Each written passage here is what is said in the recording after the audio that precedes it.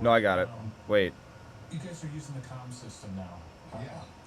What is the adjustment to that like? Have you been able to work it like Kinnick up in the booth? You know, how have you addressed that this spring? Yeah, it's been great, really. You know, coming from Green Bay, I have a lot of experience with it, so it really isn't anything new to me, but it's new to everybody else. You know, it's new to the quarterbacks and figuring out the volumes, and but we've been able to use it in the stadium. You know, it allows me to talk to them as they get to the line of scrimmage. You know, communicate the plays with them, and hopefully just be more efficient. You know, so I think it's going to be a good thing for college football. I think it's going to be a good thing for offensive college football, because there's going to be a lot more detail, a lot more things you can do offensively when you can talk directly to the quarterback, because you don't have to have signals you don't have to have 10,000 signals, you know. So I do think when they passed it, I didn't know it was going to happen this fast, to be honest with you, but happy about it, and it's been a pretty smooth transition that way. John Seppi, Cedar Rapids Gazette, you were mentioning having the 85% of the playbook in. What's kind of been the process of figuring out which things you wanted to implement? I remember you saying last time you had 600 pages of pass plays to choose from. We have it done. And there's still a couple that I'd like to put in. Yeah, I want to get good at the ones we're doing first. I think that's going to be the biggest thing. And we're still in the process of figuring out, you know, each play has each play has 5 routes in it, you know, and it's my job to figure out who runs that route the best, to make sure that in the fall that I have the right person running that route, you know. So we've really rotated through with different formations and letting everybody have a shot at running a Scar route or a Skinner route or all the different routes that there are, and we're still learning about them, you know, and giving them chances, because their first time they're not going to be great at anything. So once again, banking reps and you know, watching the tight ends run the different routes and figure out where to put them in the best, you know. So we're trying to get good at learning what we need to do to be successful in the fall, and not so much learning, you know, trying to alter our system to try to go against our defense. You know, the hardest thing to do is to not try to game plan your own defense, as opposed to getting the things in that you know you're going to need in the fall. And that's been hard, because there's times like, man, I want to make this adjustment. Well, we haven't even run the original yet before we start making adjustments, you know. So it's been hard. I've game planned a couple things, but not many. We're trying to stick true to the system and having the guys learn. But it's been fun. I think we installed the plays we knew we needed, and then we've started to add a couple of the wrinkles, and it's easier to learn. You learn the alphabet, you can write a novel, but if you have to learn the alphabet first, you know, and they're getting there. Hey, Tim, Pat Hardy with Hawk Fanatic and KCJJ Radio. Now that you've had the personnel out on the field for a while, do you feel you have what you need at receiver right now, or do you guys have to be active in the portal this spring and summer? Well, I think you're always looking. I don't think anyone ever turns a blind eye to that thing at any position. You know, I think everyone has plans, and Coach and Tyler will figure out which ones we move on. But we're always actively looking everywhere, you know. But I've been happy with our guys. You know, they've been there's some speed there. We got a little bit of size there. We're young but getting better. I've been impressed. Caleb's been impressive. Weege has been extremely explosive. Young Bowie's been doing a great job. So I do think we have some talent there, albeit young talent. I've had young wide receivers everywhere I've been. In fact, I mean, at Green Bay, I think we're the youngest receiving corps in the history of, you know, it was all rookies and a couple sophomores. And we didn't have a tight end on our team that wasn't a rookie. So I'm not afraid of that, as long as they work, and they have been, and a long way to go. But it's there. We just got to continue to bring it out of them. Scott Docterman with The Athletic. I wanted to ask you about quarterback. Yeah. And obviously the number one quarterback is only able to do limited dropbacks. Yeah, basically. Like 3 dropbacks, and that's about it. How has that impacted what you're trying to do, knowing that right now the number one starter isn't able to go through a full practice, physically anyway? Yeah, it's been it's been hard on Cade. I mean, he wants to go so bad. He'll get cleared here, I think, in the next couple months from to be on his plan that he needs to be on. And it's been fun to be able to do a couple individual drills with him, and he's fighting through, you know, all the frustration of wanting to be out there. But with the rest of them, I mean, we have to get all 11 players ready to go. So I'm calling plays that we're going to call in the fall. And you know, Deke and Marco, whether they're ready for those plays or not. That's what practice is for. I put them in some tough spots. We've done a ton of 2-minute drill, a ton of third downs. Those are the things that come along. Like red zone offense, third downs, and 2-minute they take months. Even when you have veteran players, even when they know what we're doing, and they don't even know yet, right? And we've done a ton of them. So we put those guys in some tough situations, and it's the best way to learn. Learn in the fire. And so they've had some rough days. They've had some good days. If we could stay in 1st and 10 and stay ahead of the chains, it's a lot easier to play quarterback. But the receivers, the O-line, they need the reps. So whoever was going to go in there was going to be by the plan for moving this offense forward and trying to develop them at the fastest pace we can. So I called it as if Cade was in there, really because of the other 10 guys in there. If I was calling a game with each and every guy as I'm learning about them, I would probably call certain situations differently, but that doesn't help the other 10 guys in the fall. We're gonna have to be aggressive at times, and so it's been that was kind of the plan, the mindset going in. Chad Lystico, Des Moines Register, following up on Scott's question about the QBs. It sounds like Deacon from our interviews was getting most of the 1 reps. Is that accurate? Yeah. So what did you see from both he and Marco? And I mean, there's definitely a lot of you may not be aware of this, but a lot of outside hope that Iowa brings in a quarterback from the portal. So what did you see enough to feel good about the 2 spot on your QB line from both those guys? Maybe give me your reflections there. It's early to tell, I think, the plan going in, Deacon has more experience, and so he can go through a progression a little bit more comfortably right now than Marco can. Marco needs more reps. He's a young kid and he's got talent. So Marco's taken all the 2s and the 3s. I mean, he's gotten more reps for his own development. I know it's like drinking through a fire hose. But I put him out there on purpose, and I told him we had to talk about it beforehand. That this is my plan for you, and it's going to be tough at times. There's more people, sometimes go in the wrong direction with his huddle, and he has to deal with the ramifications of a guard going the wrong way and a 3 technique in the backfield all of a sudden, and so it's been really good for him. I said, I know it's gonna be hard, but you need the reps, so I think it's been good. They've been playing good. They got a long way to go. This is a totally new system. Mentally, we got to be sharper. Our feet need to be better. I do think we've improved, but we're not even close to where we need to be there, and I'm always going to be hard on them that way, and but we do. We have a long way to go, but I do think they've been working hard at it, and I think the game with this offense is slowing down a little bit for both of them, and it's going to give them a chance to have more success. Tyler Tashman with the Des Moines Register. Curious your approach when you got the job. Did you watch film of the guys on the roster? Did you look into their background, or did you approach it as, hey, I don't want any preconceived notions? And how has whatever you chose kind of, unfolded as you've gotten to know? I really didn't. I watched some practices from last year. I watched last year's spring ball practices because I'd never been in a practice here, so I kind of wanted to see what the drills looked like, what they felt like. But I really didn't watch a ton of the games. Our system is nothing like what's been done here in the past. So I really wanted to give everybody a clean slate, and it's been good. The guys, I got a lot of opinion. Everyone has an opinion, right? So a lot of the coaches saying, hey, this guy's our best at this. And I had the coaches kind of write up a report on each of their players. So I and they've pretty much been dead on. A lot of guys, it all depends on how long it takes for the game to slow down to them, and, I heard a ton about Luke, and, Luke was coming back from an injury and all that stuff. So he didn't do much early, but, here in the last couple of weeks, he looks like everything they told me he would look like. He's made some huge plays and elevates and catches the ball, and I think the first one was last week, and he elevated, and I was like, that's what they've been talking about. So it's been fun. We're still learning a ton, but what we've seen, especially that whole group, that tight end group, they play hard. I mean, Addy and Scoos and Large and all of them.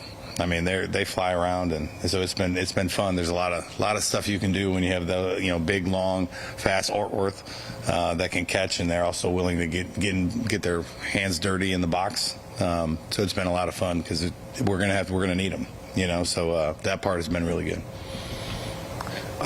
David Eichel, HawkeyeInsider.com. I guess when you're trying to install this new offense, how do you kind of balance between holding guys accountable for certain things and also making sure that knowing that you can be patient with them, and how do you kind of balance the accountability versus patience approach? True, it's hard, right? I purposely said it's a marathon and a sprint.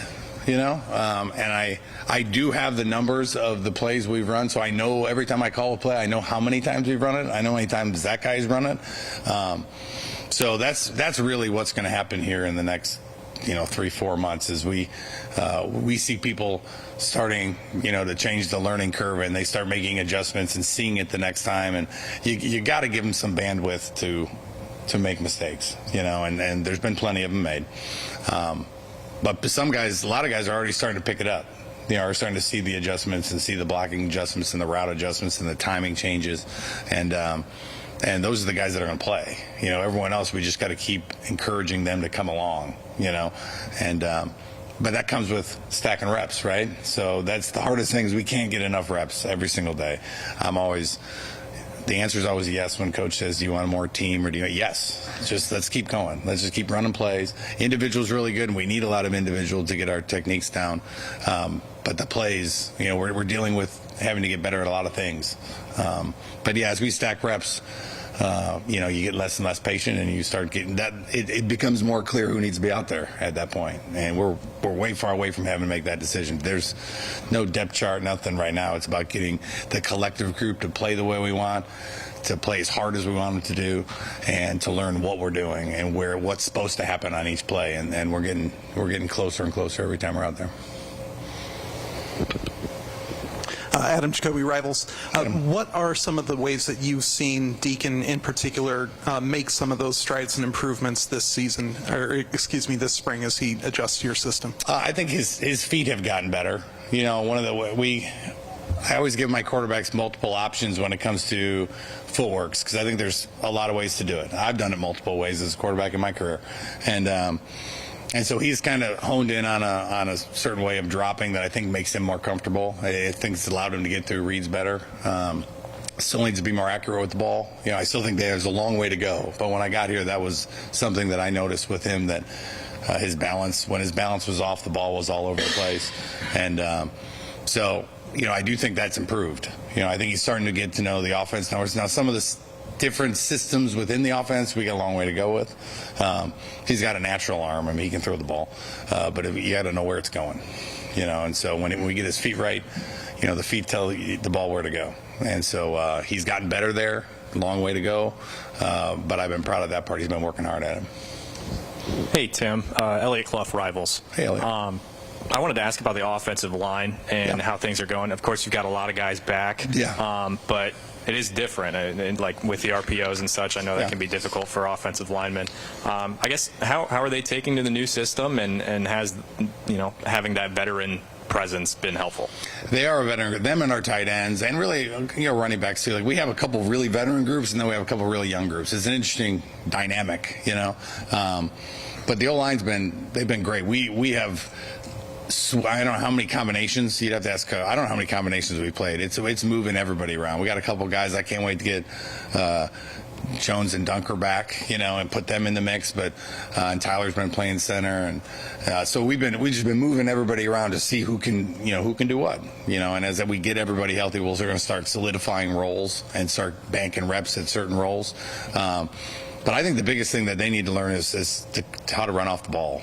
I mean, it's a different pace of a run game that we've been trying to install. And really in the past week and a half, I'd say, the front side of it at least is starting to, we've still got some things to clean up on the back side. But the front side of it, they're coming. I mean, they're running off the ball. It's looking like I want it to look. And I think coaches enjoying coaching it and seeing our guys just get better at it, as we come rolling off the ball, and the pace of the way the ball hits the line of scrimmage and where it's supposed to. And as we've been tinkering with the different ways to block it, which some have worked, some haven't, but those guys are, they're the glue, man. I mean, we got to get them going. I don't know if you've ever heard of a great football team that doesn't have a good one, and we have a huge number of guys that are veteran, that have played a ton of ball. I think they're excited about what we're doing, and they show up and they work every day. I mean, it's a physical practice. I mean, we get after it. You know, you can't not if you're going against Phil, right? They're coming, so you either take it or you have to come off the ball. You know, and so it's been fun. The only reason we've had some success this spring is those guys up front and those tight ends. We've been able to move the ball a little bit, and we're going to need them. We're going to count on them. I'm not going to shy away from that. It makes playing quarterback easier. It makes playing wideout easier. It makes playing everything easier when you have guys up front like that. And so it'll be interesting to see when we can finally get them slotted in their spots and see who our swing guys are. But at least all our swing guys have experience because we've moved a lot of people around, and so it's been good for us because that was the plan going in, is we don't have to make any decisions for a while. So let's figure out who we have. Let's give them some bank reps at different places, and then we'll solidify in the fall where guys are going to end up. But it's a good group. There's a lot of them.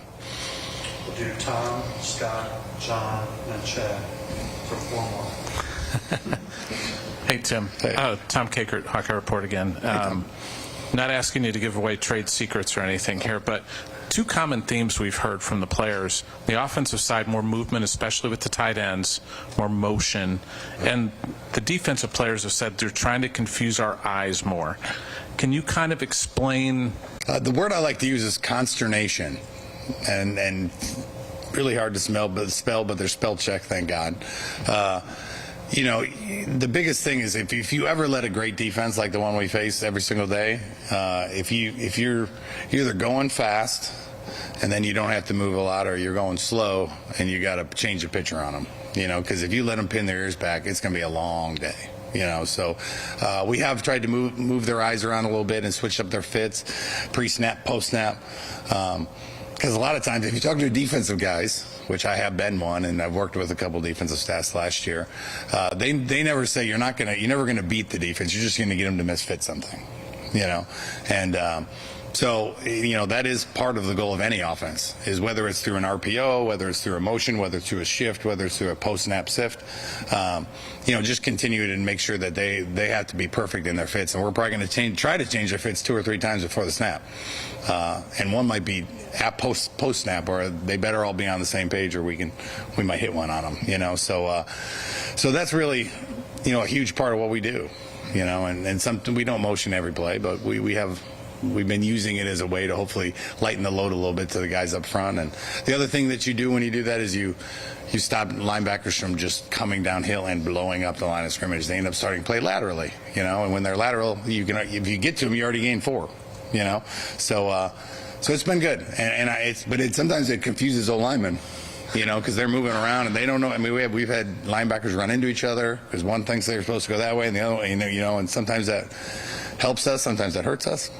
But yeah, it's been a lot of fun for those guys to learn and see it again and again and again of what we think they're going to do. Now, once you play somebody, you watch the film, you see their fits, and then you can hopefully, you know, find a way to mess with it as much as possible.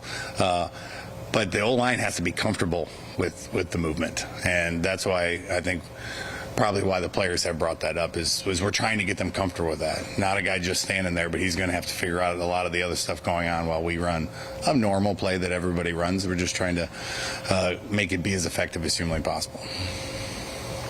Hi, Scott Docterman again with The Athletic. I kind of a two-parter in that. A lot of what Tom asked there was, is the RPO and the motion kind of designed to create conflict more at the second level to enable your line to be able to get to where it needs to, like on a stretch play versus, you know, last year a lot of times without the cut blocks that the linebackers were completely free-flowing to that spot, and to try to create a little bit of more room there. And secondly, is more at quarterback with RPOs, it's not necessarily designed run, but you do want a quarterback who can run more out of that a lot of the time. Do you have a quarterback that's capable of running more frequently than on staff? Do you have one right now? Well, Marco can run, you know, and we've every practice I've had a couple of Marco plays in, you know, with our terms and what we can do, we can easily turn any play into a, you know, a zone read type world. In my mind, when I say RPO, it's less having the quarterback involved. When I'm throwing the ball sideways, this is just a personal opinion. When you're throwing bubbles and slants and reading ends and running out and running triple option type football, the new spread, I call those bailouts. If we get outnumbered, that we have a way to get the ball where there's less people. RPOs, I'm throwing it down the field. I'm trying to get the ball. I'm trying to score when I run a run pass option. So the motions and the shifts and the RPOs, we didn't run one for at least a week or two because we had to get everything in, and then we started putting a couple in, and we hit them early, and our guys they got to throw them a million times so they can do it, till they're blue in the face, and so till they can't screw it up. So we're still getting better at executing them. Hardest thing was trying to figure out I had to learn the defense to figure out where would even give us a chance. Where would it lighten the load, and it has helped our run game. Now that any team that knows that you're an RPO team, those safeties in the second and third level guys have to figure out, if I take off to fill right now, then I could get thrown over the head, or do I just sit here and wait? So we have done a little bit of that, not a ton, but yeah, it's really more second and third level. And then when you want to get into the zone read world, now you're talking first level, and we've done a little bit of that too, not a ton, but just a little with Marco.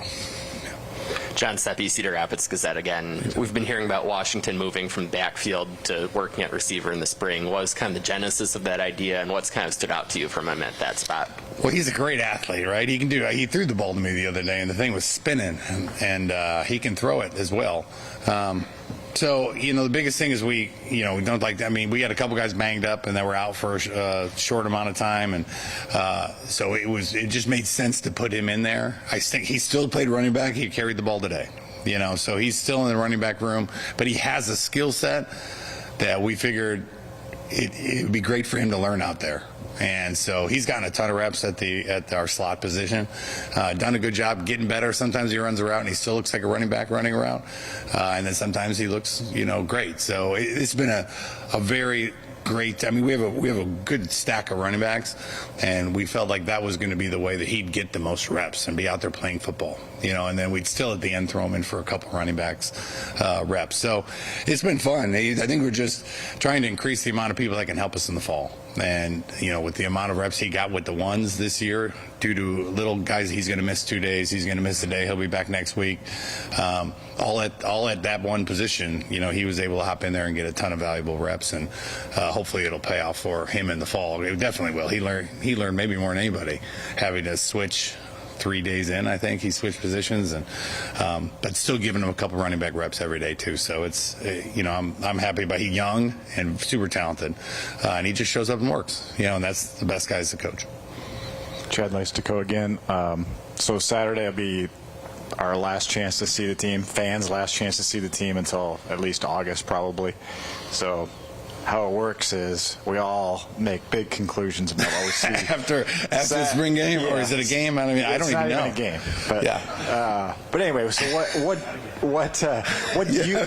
So to help us in our coverage, what do you want to see Saturday? And what do you want fans to be able to see Saturday about? I don't know, whatever progress you've made, or what should we expect to see? Yeah, I just want to be efficient, right? I mean, I want to be able to stay on sides, all the pre-snap, all the the logistical part of running a system like this, getting in and out of the huddle, getting the shifts, motions, cadence, and coming off the ball, right? And if we can do that, I'm sure he's gonna put us in some, because you really don't know. You just sit there and coach decides this is what we're doing and we roll. And so I'm sure there'll be some 2-minute situations and some third and long situations, which will be tough for us this early. But we're gonna go out there and swing when we get into some of those situations. But I'm hoping he'll put the ball down at some point. It'll be 1st and 10, and hopefully we can drive the ball. We had one last Saturday. I want to say it was 12 plays. We moved the ball down the field really well, and I had one today that we scored on. And so just having some success, just grinding out first downs, which there's going to be a lot of third downs in there. Hopefully they're 3rd and shorts and not 3rd and 10s. But I just want to see them continue doing what they've been doing, because they really have continued to show up, because we've had some rough days. We've had some really good days.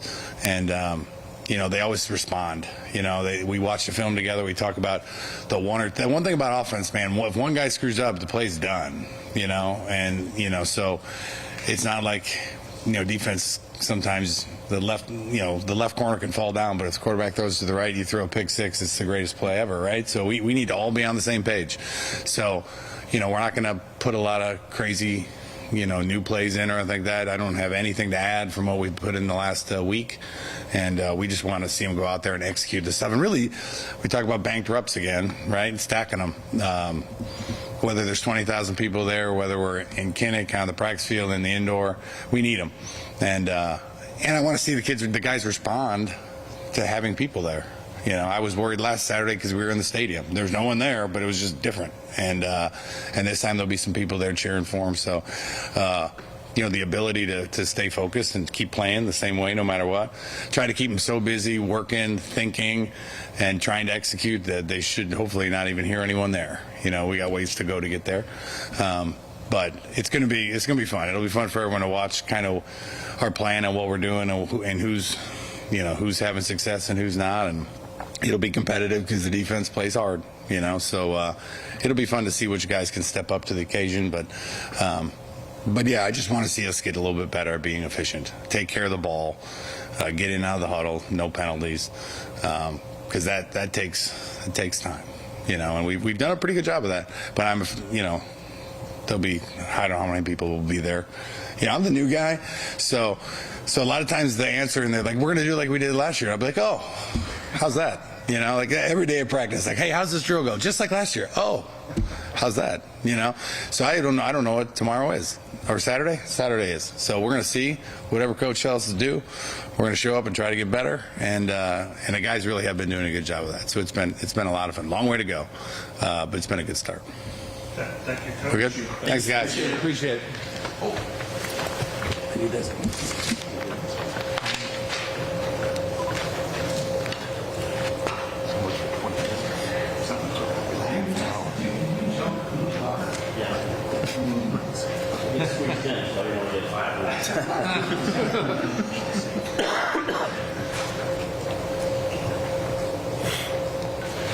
Welcome, guys.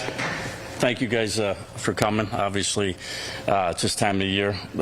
In the springtime, it's unique because we haven't lost a game yet, so that's good. But I think it's a great time to develop some younger good guys, and I think that's happened. Obviously, we got some guys up front. Herkett, Craig, and Graves is playing very well. But you look at Llewellyn as a guy that's added a little bit more. You see him growing a little bit. I think Pittman's done a good job, and Allen up front has also done a good job. So, you start building a little bit more depth up front. Obviously, when you lose guys and got to replace them, so that's helping us a little bit. The linebacker, obviously, Jay, Nick, and Fish, them guys are very experienced at the second level. But when you see a guy like Harold or Shire, he's coming around a little bit. Rex Roth is doing a good job. So we're building some more depth there, and it's kind of nice to see that. And obviously, on the back end, the third level, you have Castro that I thought had a really productive year last year. Quinn Schulte's solid, guy run there, but we need some other guys to step up. I think Xavier has improved a little bit, so everybody's moving forward in that little group. But the surprising thing, there are some young guys like John Nestor has really came out and he's been playing well. I like the way he's playing. Obviously, Deshaun Lee's getting a lot of work, and TJ Hall. But the guy probably maybe the surprise a little bit of not maybe a surprise for us, but Lutmer's really done. Zach Lutmer has really improved at the safety position. He's made a lot of good plays, and he's moving forward there.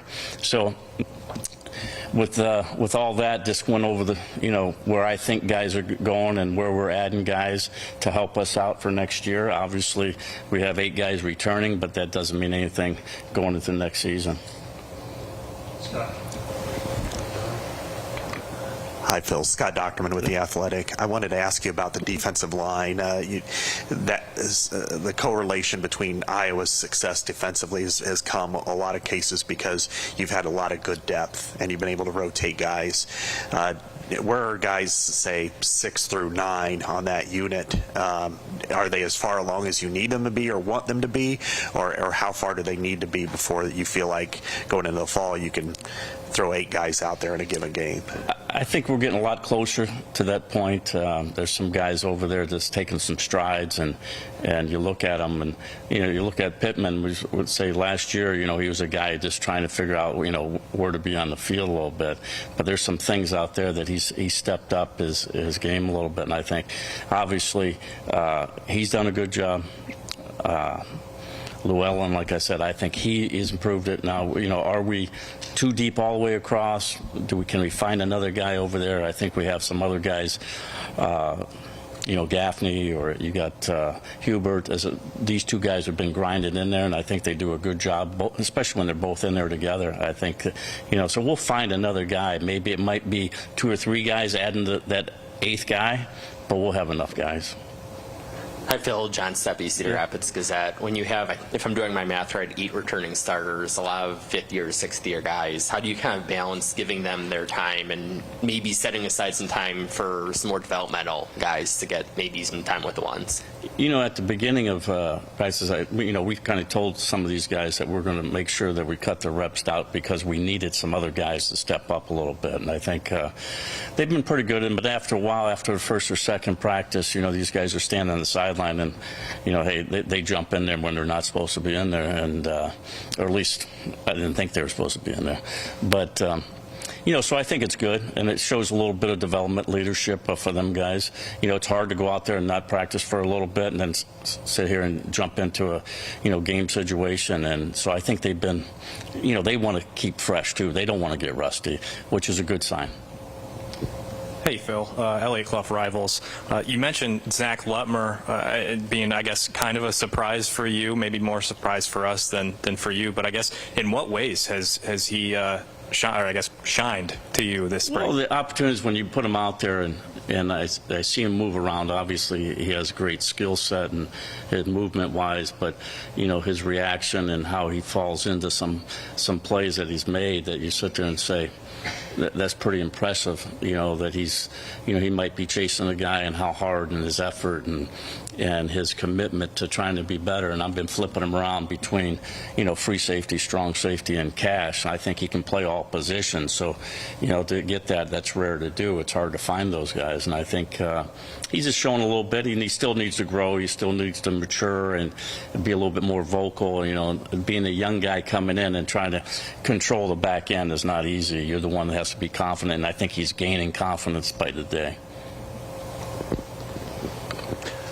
Adam Jacoby, Rivals. I wanted to ask, obviously this is not your first off-season losing seniors and all that, but how do you replace the leadership that you lose from somebody like a Joe Evans on that defensive line? Are you looking for a new leader or seeing somebody step up, or what's that process like from your perspective? Well, losing Joe, which was obviously a great leader.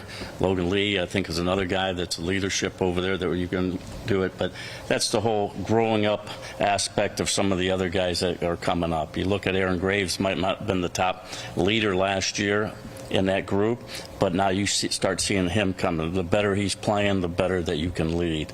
And so I see, like Herkett, I see him the same way.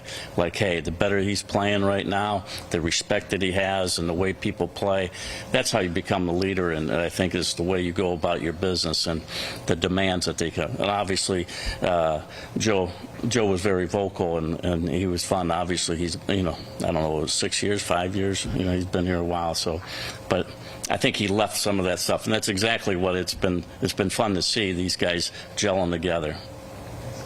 Hi, Phil. Tyler Tashman with the Des Moines Register. You had a lot of guys on defense could have left, decided to come back, though. How did you just kind of see that unfold from your perspective, and was there any just notable, instances of guys telling you they're coming back or anything like that?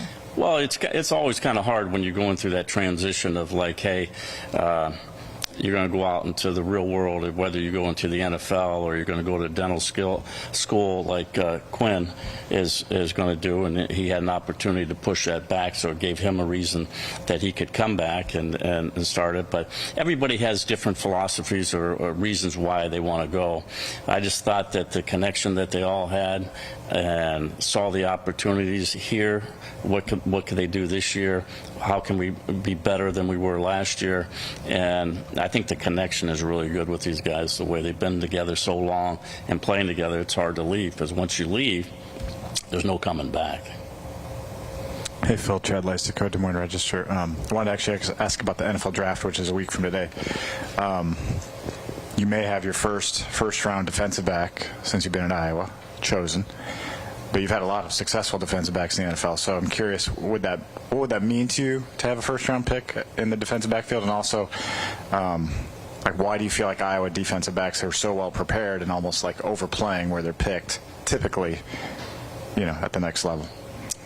Well, I don't want to jinx them, but it's scary. I think it would be, obviously I think he has the ability to play in that league, and where he's actually drafted is, it varies with every team, what's their need and where they're going to play him at. Are they going to play him at corner, they're going to play him inside of the cash, or are they going to play him at safety?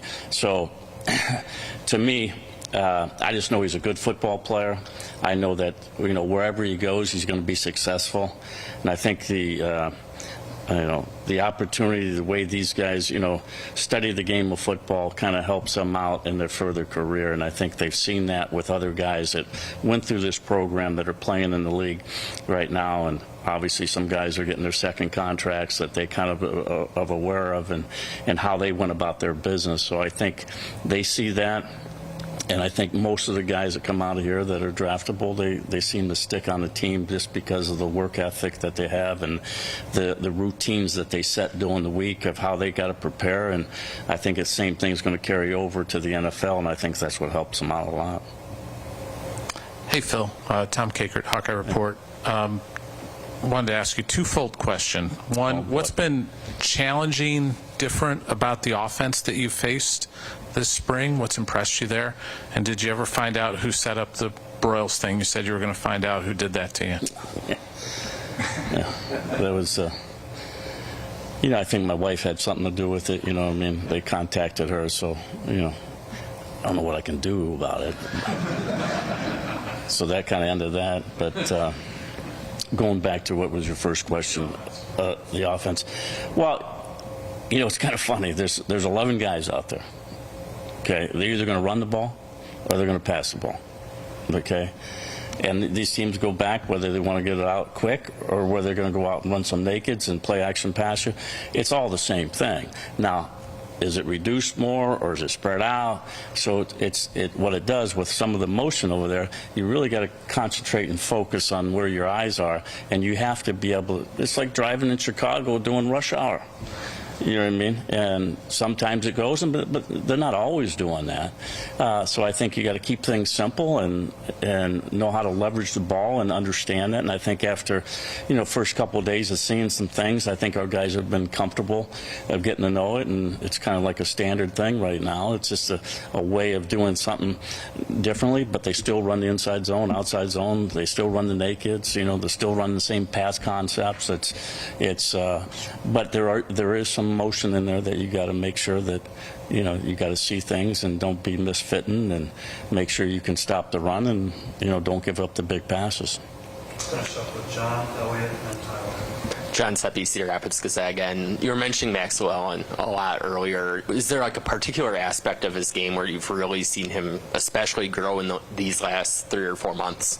I think when we sit there, we've only been out for the last couple weeks of practice, so obviously he's getting bigger, stronger, and faster, and all that. But I think his ability, understanding what it takes to be a good football player, and understanding assignment football, that you have to take care of certain things. I think he's been growing. He doesn't make as many mistakes, I guess, as you do, so that's helpful. But I think just the way he goes about his business, he's getting better. And you see little jumps at a time, and then you keep on. It's just like everybody, you start seeing them grow a little bit, and then all of a sudden they become a good player. Hey, Phil, Elliott Clough, Rivals. When it comes to losing a player like Cooper, especially when you've got 8 other returners coming back, I guess what's it been like to have, I'm assuming, Deshaun step into that role again after he started several games last season? I guess, does that provide you some level of confidence with what's going on outside, despite losing a first rounder at corner? Well, you lose a player like Cooper, which is, he's very special, I think, as a player. I think other guys, learn from him how you got to go about your business. What are you doing in, the days that we're not in the building over here? Are you in here working out? Or what are you doing to help yourself be the best player that you can be? And I think there's great examples of guys, that can say, hey, this guy's really worked his butt off to get to where he was, to have this opportunity. And I think, between Deshaun Lee and T.J. Hall and I think Nestor, these guys are really, really playing well right now. And then, hopefully, there's some guys that we were only down to 3 right now because Harris is, still trying to get back, and I think he'll be ready for the summer. So I think we got a good pool of guys out there, but everybody's going to have to be a little bit better. You know what I mean? And that goes from the defensive line to the linebackers to the back end. Everybody has to be a little bit better when you lose a good player. And we lost a couple guys up front. We were lucky to keep most of the linebackers. So, so everybody's going to, if they improve a little bit, hopefully we get back to potentially to get back where we were last year. Tyler Tashman with the Des Moines Register. Seth got kind of an internal promotion, took on another title. What makes him so valuable to this program? I think just the way he goes about his business. I know he was back here as a GA here a long time ago, and I think that he's very detailed in what he does. I think we really work well together, and he understands the way I would like to call the defense and stuff like that. So it's been very helpful on doing some things with the front and manipulating the front. But I just think this is the way he goes about his business. He's eager. He communicates well, and I think he's done a great job in coaching, and he's been at all 3 levels, coaching with the defensive line before. He's been with, in the back end with me before, and then obviously he's been, the linebacker coach. So I think all the qualities you look in a guy of his leadership and skill-wise, I think has been really good for him and has been helpful for me. Thank you, Coach. Okay, thank you.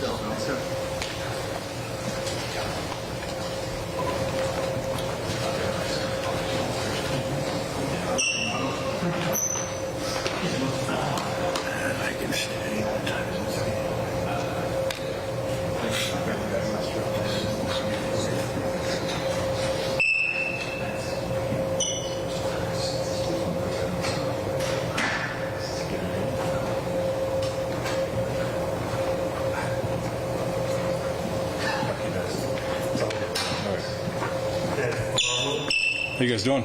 Good. How are you? Good. I'm doing awesome. Just first and foremost, thank you guys for being here.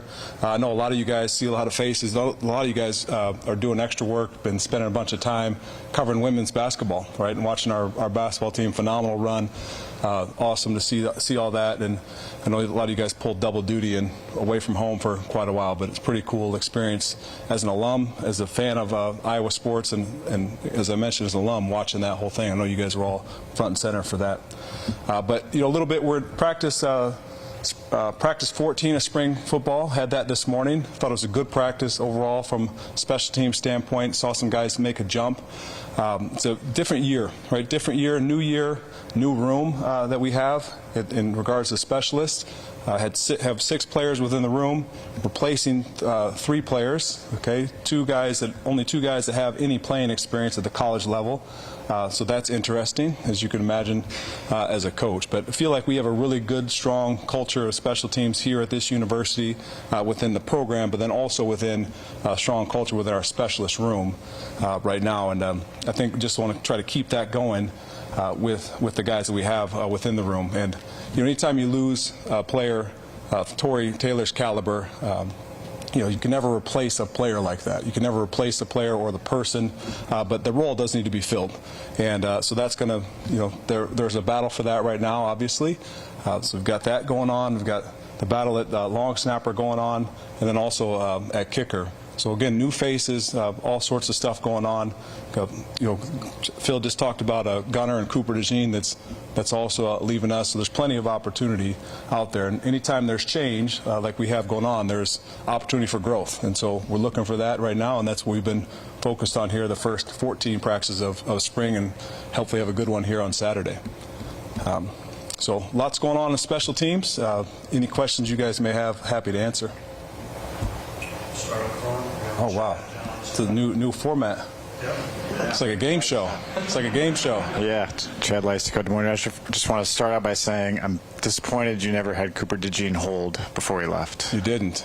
That was disappointing. We did not. You're right. Okay. Anyway. That was going on at one point. Okay. And then we felt like the guys that were actually holding for place kicks were a little bit better. But okay, so I wanted to ask before we get to the other guys. The guy who did hold last year, Torrey Taylor, like how many calls have you been fielding for him on NFL Draft? And like, it's crazy how much like love there is out there for him at the NFL, but not surprising, I guess. So what do you think he's going to be like at the next level? Yeah, quite a bit of calls on the guy, more so about what is he like as a person. I think you watch the tape, you watch his workout at the Senior Bowl, you watch his workout at the Combine. Everything I've heard has been nothing but positive. So I think it's going to be really what it comes down with the market at the pro level, at the NFL level, and what jobs are available, what's opening or what is open currently for him. But you know, the sky's the limit for Torrey as a player and as a person, and you guys all got a chance to see him, watch him really grow right in front of your eyes. And even though he came here at 22, he was still very young and very green, but a lot of opportunity for him in front of him and ahead of him. John Steppe, Cedar Rapids Gazette. Reese, now you've had 14 practices with him. What's kind of stood out to you the most about his punting? Yeah, I think with Reese, you know, he and Torrey are very different. I think a lot of similarities are going to try to be put on them because they're both from Australia, right? They're both from Melbourne. They both came from the same coach. They're very different, and I think what we've seen so far with him is he's a very talented young man, but he's also young and green. And you think about the differences. Torrey came in at 22 years old, right? And a lot of us graduated college at 22 years old. He was beginning college. If you can imagine putting yourself back in those shoes at 22, you're much more mature at that age than you are at 18 or 19 when you enter college. And Reese is entering college at 19. So some of those immaturity things in comparison show up, but I think Reese is going to be fine. He's incredibly talented. He's got a very bright future. Scott Docterman with The Athletic, and in so many ways, strategically, Torrey was even more than a weapon. He was part of the game plan, it seemed like, for the entire team, not just for special teams. In what ways it doesn't seem right that you would apply that type of pressure to a punter to do the same things Torrey did, but also it's part of the overall team plan. How would you be able to entrust a punter like Reese to do some of the same things, or if it's not Reese, and in what ways could that punter, I guess some of the angled punting and that sort of thing, how do they fit into the scheme right now? Yeah, I think both Ty Nissen and Reese Dakin, both of those guys have capabilities to do the shots that Torrey did. Okay, now the difference is going to be Torrey's done it a lot longer. He's a little bit more skilled, a little bit more adept at it at this current moment. But I think it's all out there. They're all capable of doing it. So that as we get going, get a better feel for their shots, the shots that they prefer. I think we'll put a good game plan together. It's kind of likened it to golf, right? So Masters was just last weekend. You're watching. Some guys are playing a 50-degree wedge. Some are playing a 52. Some are 48. Those things are different. It all comes down to the punter or the golfer, if you will, and what their best stroke is. And when you talk about the angle punting or pinning people inside the 10, so whatever their best shot is that we figure out over 15 practices and then through the summer, that's how we'll build our game plan moving forward. Adam Jacoby, Rivals. LeVar, first of all, thanks a lot for your time today. With Drew Stevens, great first half of last season, a little bit of turbulence down the stretch. How have you helped him navigate that coming into this season and the competition that he's got at that position going into the fall? Yeah, I think with Drew, what we're seeing right now is a much more mature version of Drew. As it stands today, a much more humbled version of Drew. He got humbled very hard last year. I mean, you guys all saw it and you all watched it, but I think he's a different kid right now. And I say the use of the term kid. When Drew first came here, he began when he should have been in high school. He came here as his second semester. His first semester on campus would have been his last semester in high school. So he came here as an 18-year-old kid, and then all of a sudden he comes in and kicks really well as a freshman. So he had wild success right away. I think that can fool a person very quickly. You know, you see it in pro sports all the time. A rookie comes in, sets the world on fire, and then all of a sudden the sophomore, it's not quite the same, or their second season not the same. I think some of that happened with Drew, but I think you're seeing a more mature version of him. The way he thinks, the way he talks, the way he approaches his business is much different than last year. So I think over the course of time, you know, 14 practices now, 15 on Saturday. He's definitely working through some things swing-wise, but I think as we get going, we're going to see a different guy with Drew. And I think the things we've been working on more so are getting better, consistent ball contact. The strength is there. Again, looking at it like golf, right? He can smoke the ball. Okay, but you watch some of these guys that you get in those long drive competitions. Sometimes it's straight, sometimes it's left, sometimes it's right, but they're smoking the ball. Okay, now we're trying to get a guy to play in the fairway more consistently all the time, and I think it's in there with him. The leg strength is in there. Now it's the maturity of not having to hit a 65-yard field goal every time he lines up there. So, but I think it'll be fun to watch with him because, again, he's talented, he's capable, and the culture within the room I think is going to push him forward. Hey, LeVar, Elliott Clough, Rivals. Wanted to ask about return game with kicking and punting. I know Caden held that down, especially after Cooper got hurt last year. I guess is that the expectation going into the spring game on Saturday and maybe potentially the fall? And who else is in that mix if not? I think the position's open, both kick return and punt return. If you look at kick return, the first return of the year last year went for, I think, 52, 54 yards. It was Caleb Johnson. Okay, it was the longest one we had of the year. So Caleb Johnson is definitely capable. We also saw that from him his freshman year. Then he got nicked up, banged up, you know. Then Caden Weegan stepped in and did a really good job with that. But the competition's open. Those two guys, I think, you know, they're competing for that position. I also think Terrell Washington is a young guy that you see him with the ball in his hands. He does some good stuff. Kamari Moulton's in that mix. Zach Lutmer is a new name. I think could be in that mix as well. If you're talking about punt returning, Caden Weegan's been back there the most so far in spring. Caden, also Alec Wick, and then the same cast of characters I mentioned before as punt returner. But it's a thing that's ongoing. Again, that we don't install scheme right now in the return game during spring, but we work on the fundamentals and try to push that forward to get into fall camp. Owen Sebring with KGAN. I want to ask about Reese as a holder. With the punter that comes in, I mean, assuming he gets the starting punting job, is he automatically going to be the holder right away?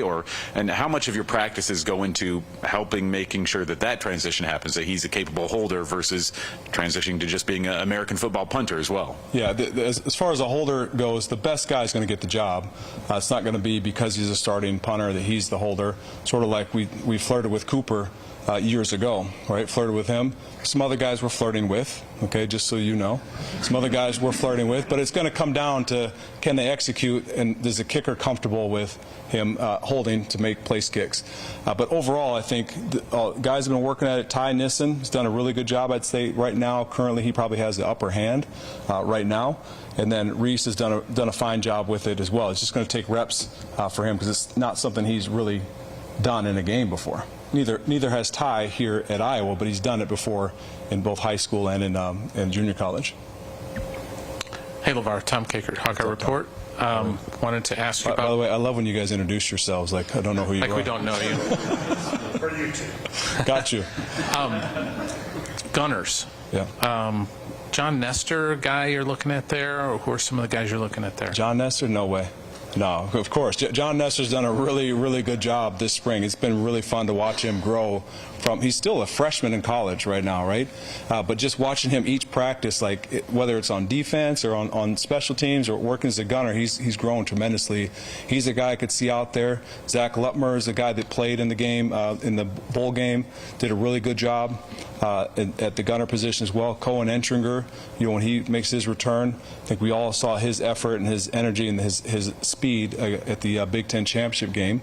I really wish he tackled it on the other 6-yard line rather than our 6-yard line, but you can see the ability there. I think those three guys, and before he got hurt last year, T.J. Hall, believe it or not, was actually leading the Gunners in tackles in front of Cooper. So those are four guys right there that we feel really good about. I also feel like there's other guys in there. Deshaun Lee's a guy working at that. I mentioned I mentioned Terrell Washington before. As an offensive player, I think Jarrett Bowie, believe it or not, is coming along at that position as well. So there are guys out there, and guys are getting reps, and it's been fun watching. I think as we get into fall camp and things pick up, the pace picks up a little bit. It'll be really interesting to see how it goes. But again, that's a good list right now that we have, guys that have been busting their butt. And the other guy in there I totally overlooked was Devin Hilson. Played for us there last year. Devin Hilson, if you haven't heard already, had like a career day in practice today. So it's fun to watch him and see him back there. Finish up with Tyler and Chad. Hi, LeVar. Tyler Tashman with the Des Moines Register.